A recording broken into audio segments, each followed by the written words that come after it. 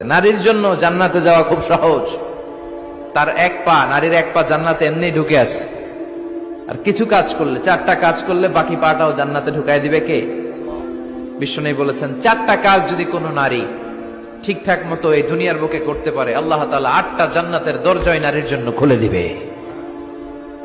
এক নম্বরে বিশ্বনবী বললেন, আল মারআতু ইযা সাল্লাত খামসাহা, কোন নারী যদি 5 ওয়াক্ত সালাত সময় মতো আদায় করে, ওয়া সামাত শাহরাহা, রমজানের রোজাগুলো ঠিক মতো রাখে, আতাআত বালাহা, স্বামীর আনুগত্য করে, ওয়া হাফিজাত ফুরুজাহা, নিজের লজ্জাস্থানের হেফাজত করে। 4টা, কয়টা?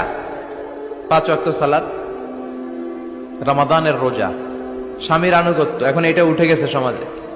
কে কার উপর ডমিনেটিং করবে এই নিয়ে গুতাগুতি আছে না নাই? কে বড় হবে, কে মশারি টাঙ্গাবে রাত্রে, কিলাকিলি আছে না নাই? হাজবেন্ড কে তুই টাঙ্গা, স্ত্রী কে আমনে টাঙ্গান, আছে না নাই? আনুগত্য নাই, ছোট্ট খাট্ট বিষয় নিয়ে কিলাকিলি।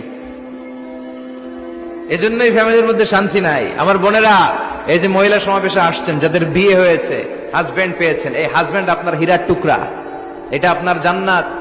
বিশ্বনবী বলেছেন, আল্লাহ ছাড়া কারো পায়ের সামনে যদি সিজদা দেওয়া জায়েজ হতো, সবগুলো নারীকে বলতাম স্বামীর পায়ে সিজদায় লুটিয়ে পড়ো।